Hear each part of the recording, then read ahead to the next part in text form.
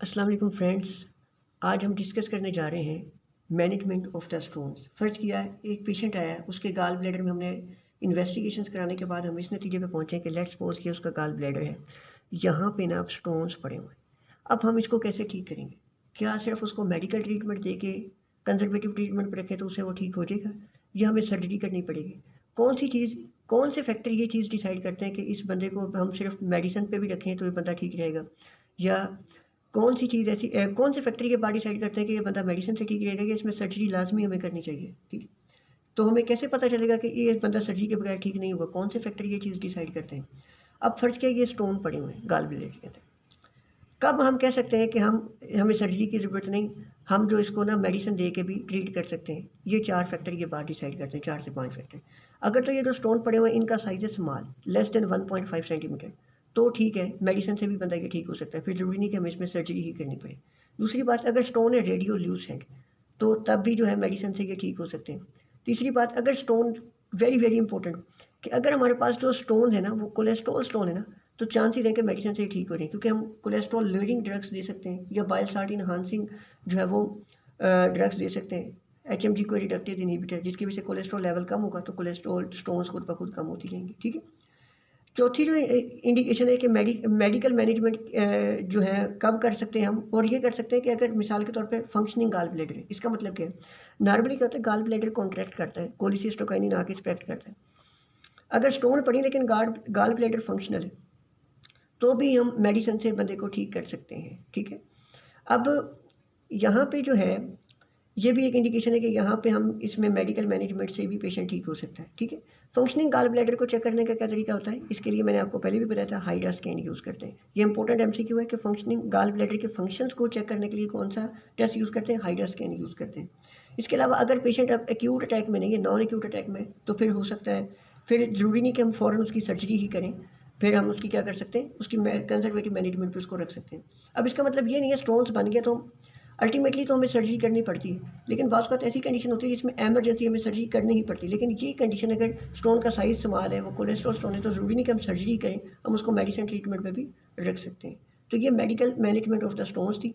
ये factor decide करते हैं कि कब हमें जो है सर्जरी की तरफ जाना पड़ेगा। अगर ये सारे फैक्टर इससे उल्ट हो गए, फ़र्ज़ किया स्टोन का साइज़ 1.5 सेंटीमीटर से बड़ा हो गया है, वो कोलेस्ट्रॉल स्टोन ही नहीं है, या पेशेंट एक्यूट अटैक में है, तो फिर हम उसको मेडिसिन पे नहीं रख सकते, हमें फिर सर्जरी ही करनी पड़ती है।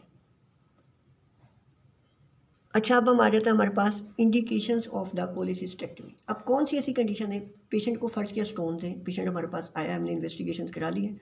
अब कौन सी ऐसी चीज़ें जो डिसाइड करेंगे कि अब इसकी सर्जरी हमें कर देनी चाहिए, ठीक है। What are the indications of the cholecystectomy? Cholecystectomy हमारे पास 2 तरह की होती है, एक होती है ओपन, एक होती है लेप्रोस्कोपिक। लेप्रोस्कोपिक में ये होता है कि हम एक कैमरे की तरह का एक इंस्ट्रूमेंट होता है, वो डालते हैं, उससे कंप्यूटर पे हम सारा देख रहे होते हैं ये ऑपरेट, ठीक है। और इसमें स्मॉल होल क्रिएट होते हैं और इतना ज़्यादा इन्वेसिव टेस्ट नहीं है, ठीक है। जबकि ओपन में प्रॉपर ओपन करके खोल के फिर देखना पड़ता है, ठीक है। एक होती है ओपन, एक होती है लेप्रोस्कोपिक सर्जरी, कोलिसिस्टेक्टमी। अब हम इंडिकेशंस की बात करते हैं। जब भी आपके पास इंडिकेशंस का क्वेश्चन आ जाए, indication of cholecystectomy, as such इसको डोगर में इतना इलेबोरेट करके नहीं लिखा हुआ, मैं आपको हेडिंग्स के अंदर बता रहा हूँ, आपने इसको एग्जाम में इसी तरह ही लिखना है। पहली चीज़ याद रखें, सिम्प्टोमेटिक स्टोन। अब हमारे पास स्टोन पड़े हुए हैं, फ़र्ज़ किया कि हमारे पास पड़ा है गाल ब्लैडर, गाल ब्लैडर के अंदर पड़े हुए हैं हमारे पास स्टोन्स, ठीक है। अगर ये स्टोन्स की वजह से ये सिम्प्टोमेटिक है, पेशेंट क्या है हमारे पास, सिम्प्टोमेटिक, फिर तो हर हाल में हमें कोलिसिस्टेक्टमी करनी ही करनी है, ठीक है। पहली पहली बात क्या होगी, आपने हेडिंग बना लेनी, सिम्प्टोमेटिक पेशेंट। अगर सिम्प्टोमेटिक पेशेंट आ गया स्टोन्स के साथ, तो हमने हमेशा उसकी कोलिसिस्टेक्टमी करनी ही करनी है। अब दूसरी हेडिंग, दूसरी पॉसिबिलिटी क्या हो सकती है? दूसरी पॉसिबिलिटी ये है कि स्टोन्स हैं लेकिन पेशेंट एसिम्प्टोमेटिक है। अब जब पेशेंट एसिम्प्टोमेटिक है तो हमें क्या कोलिसिस्टेक्टमी करनी चाहिए या नहीं? अब इसमें हम कोलिसिस्टेक्टमी, नॉर्मली तो हमारे ज़हन में आता है कि जो पेशेंट को कुछ है ही नहीं तो हम क्यों कोलिसिस्टेक्टमी करें, लेकिन एसिम्प्टोमेटिक पेशेंट के अंदर भी हमें कोलिसिस्टेक्टमी करनी पड़ सकती है। कब? अगर ये 3 से 4 बातें हों। क्या? कि साइज़ ऑफ द स्टोन जो है ना, वो मोर देन 2.5 सेंटीमीटर होगी। मैंने अभी आपको ऊपर बताया, अगर 1.5 सेंटीमीटर या इससे कम का साइज़ है ना, तो हम उसको मेडिसिन पे रख सकते हैं। लेकिन अगर स्टोन का साइज़ बढ़ गया तो हमें कोलिसिस्टेक्टमी करनी ही पड़ती है। दूसरी चीज़, अगर ब्लैडर के अंदर पॉलिप्स बनने शुरू हो गए। अब पॉलिप्स क्या होते हैं, फ़र्ज़ किया कि हमारे पास पड़ा हुआ ब्लैडर, या इसकी म्यूकोज़ा से पॉलिप्स बन गए। पॉलिप्स जब बनता है ना, तो ये पॉलिप्स की वजह से मेलिग्नेंसी का चांस बढ़ जाता है, कि चांस होता है कि पेशेंट को cancer of the gall bladder ना हो जाए। इससे बचाने के लिए अगर पॉलिप बन गया एक बार, तो हमें कोलिसिस्टेक्टमी करनी पड़ती है। और तीसरी बात, अगर anomaly of the bladder, first किया ब्लैडर के अंदर कोई सेप्टम मौजूद है, ब्लैडर की अपनी एनॉमली मौजूद है, तो तब भी मेलिग्नेंसी का रिस्क बढ़ जाता है। ठीक है, इस वजह से भी हमें कोलिसिस्टेक्टमी करनी पड़ती है। और fourth most important one is that कि एक पेशेंट आया है हमारे पास, गाल ब्लैडर में उसके स्टोन पड़ा हुआ है, वो बनता है एसिम्प्टोमेटिक है, लेकिन जब हमने हिस्ट्री ली ना तो वो कहता है कि जो मेरे घर में मेरे वालिद साहब की जो गाल ब्लैडर के कैंसर से डेथ हुई थी, ठीक है, मेरे भाई को ये मसला हुआ था। तो अब इसका मतलब हिस्ट्री स्ट्रांगली सजेस्ट कर रही है कि मेलिग्नेंसी इनके फैमिली में रन कर रही है। तो हमने ऐसी केसेस में रिस्क नहीं ले सकते। बेशक स्टोन पड़ा है जो वो एसिम्प्टोमेटिक ही है हमें, लेकिन इस कंडीशन में भी हमें कोलिसिस्टेक्टमी करनी पड़ती है। तो एसिम्प्टोमेटिक में मोस्टली जो चांसेस होते हैं कोलिसिस्टेक्टमी करने की वजह, ज़्यादातर हमें मेलिग्नेंसी को बचाना होता है या कोलेस्ट्रॉल साइज़ बड़ा है, हमें इस चीज़ के लिए हम जो है इसकी कोलिसिस्टेक्टमी कर ही देते हैं। अच्छा जी, अब हमने जैसे मैंने आपको बताया सिस्टमेटिकली डिस्कस करते जा रहे हैं। पहला पॉसिबिलिटी ये थी कि पेशेंट गाल स्टोन्स के साथ आया, लेकिन वो सिम्प्टोमेटिक था, सीवियर पेन के साथ आया हमारे पास, फीवर, नोज़िया, वॉमिटिंग के साथ आ रहा है, हमने उसमें तो करनी थी। फिर मैंने आपको बताया कि एसिम्प्टोमेटिक केसेस में हमें करनी पड़ जाती है अगर कभी ब्लैडर में पॉलिप्स बन जाए या स्टोन का साइज़ ज़्यादा है, बेशक वो सिम्टम नहीं भी कर रहे, हमें करनी ही पड़ती है। अब तीसरी कैटेगरी ये है कि प्रोफाइलेक्टिकली हमें गाल ब्लैडर निकालना पड़ता है। ठीक है, अब ज़रूरी नहीं कि पेशेंट को स्टोन ही हो हम तब भी कोलिसिस्टेक्टमी करते हैं, पास का तो वैसे ही बंदे का पिता निकालना पड़ता है। क्यों? अब इसकी पहली वजह हो सकती है पोर्सलिन गाल ब्लैडर। अब ये होता है कि ये गाल ब्लैडर है, गाल ब्लैडर में पास का तो कैल्सिफिकेशन हो जाती है, ये एक प्री मैलिग्नेंट कंडीशन है, इससे कार्सिनोमा हो सकता है। कि हम ये पहले ही सोच लेते हैं कि अब इस बंदे का गाल ब्लैडर पोर्सलिन है, हो सकता है कि ये मेलिग्नेंसी की तरफ चले जाए, कैंसर ना हो जाए, तो इसको बचाने के लिए हम इसका गाल ब्लैडर ही निकाल देते हैं। ठीक है, दूसरा बीपीडी, बिलियो पेंक्रियाटिक डिवीजन, ये एक बाईपास सर्जरी है। इस सर्जरी के दौरान स्टोन्स बनने के चांसेस होते हैं, तो हम इसमें भी जो है इस बाईपास ऑपरेट के दौरान भी हम गाल ब्लैडर को रिमूव कर देते हैं। अच्छा जी, इसके अलावा हार्ट एंड लंग ट्रांसप्लांट। अब हार्ट एंड लंग ट्रांसप्लांट में क्यों हमें गाल ब्लैडर रिमूव करना पड़ता है? वेरी मच इंटरेस्टिंग नॉलेज इसकी रीज़न है। उसकी वजह ये है कि जब हार्ट एंड लंग ट्रांसप्लांट पे पेशेंट को होता है ना, तो ट्रांसप्लांट के पेशेंट को हमने रखा होता है साइक्लोस्पोरिन पे।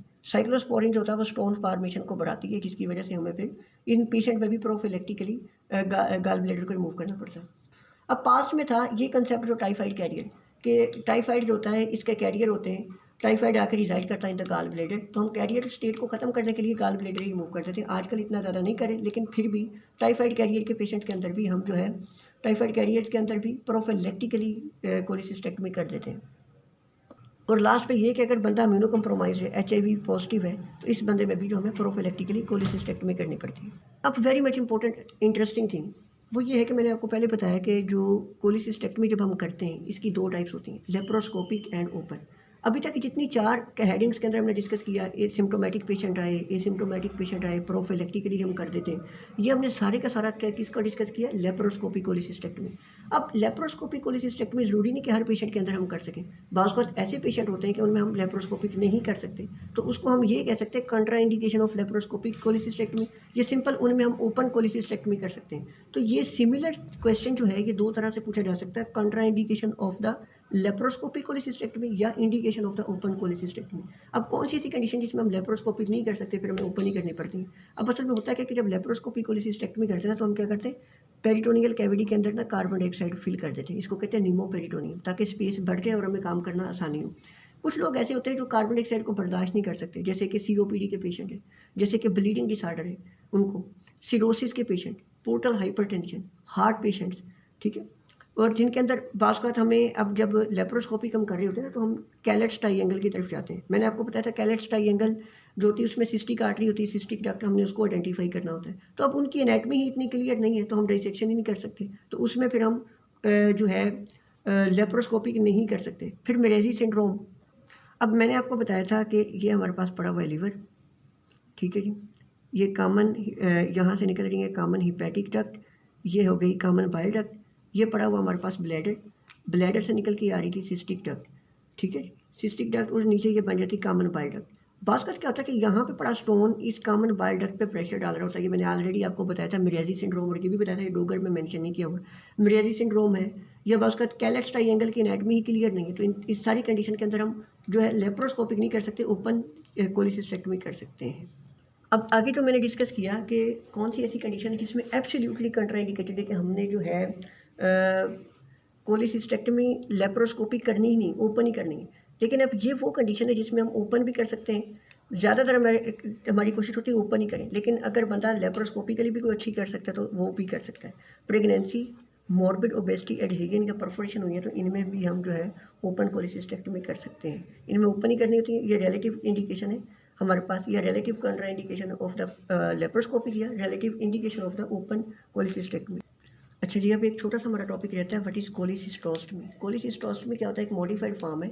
इसमें क्या होता है कि बाज़ कोई पेशेंट ऐसा हमारे पास आ गया, उसके स्टोन्स पड़े हुए हैं या उसके गाल ब्लेडर की कोलिसिस्टाइटिस हुआ पड़ा है, लेकिन हम कोलिसिस्टेक्टमी नहीं कर सकते। हमने उसकी ईसीजी करवाया, उसकी बेसलाइन इन्वेस्टिगेशन कराया, तो वो फिट नहीं है फॉर एनेस्थीसिया, जनरल एनेस्थीसिया नहीं ले सकता। अब इस तरह के पेशेंट पे हम क्या करते हैं कि ये हमारे पास चेस्ट वाल है, यहाँ से कैथीटर इंट्रोड्यूस कराते हैं और जो ब्लैडर के अंदर फ्लूइड पड़ा पस पड़ा उसको ड्रेन कर देते हैं। जब वो ड्रेन होगा तो डेफिनेटली इन्फ्लेमेशन सेटल हो जाएगी, पेशेंट ठीक हो जाएगा, उसको सिम्टोमेटिकली रिलीफ मिल जाएगा। इस प्रोसीजर को कहते हैं कोलिसिस्टोस्टमी। जब उसके बाद पेशेंट ठीक हो जाएगा मुकम्मल तौर पे तो फिर हम उसकी कोलिसिस्टेक्टमी कर देंगे, तो ये कोलिसिस्टोस्टमी होती है। ये देखें आप, ये वही कोलिसिस्टोस्टमी का प्रोसीजर दिखाया गया है। ये गाल ब्लैडर है, ये कैथीटर इंट्रोड्यूस करवाया, इसने इसको ड्रेन कर दिया, और जब ये ड्रेन होगा फ्लूइड निकल जाएगा तो इन्फ्लेमेशन सेटल हो जाएगी। जब पेशेंट ठीक हो जाएगा तो हम उसकी कोलिसिस्टेक्टमी बाद में कर देते हैं।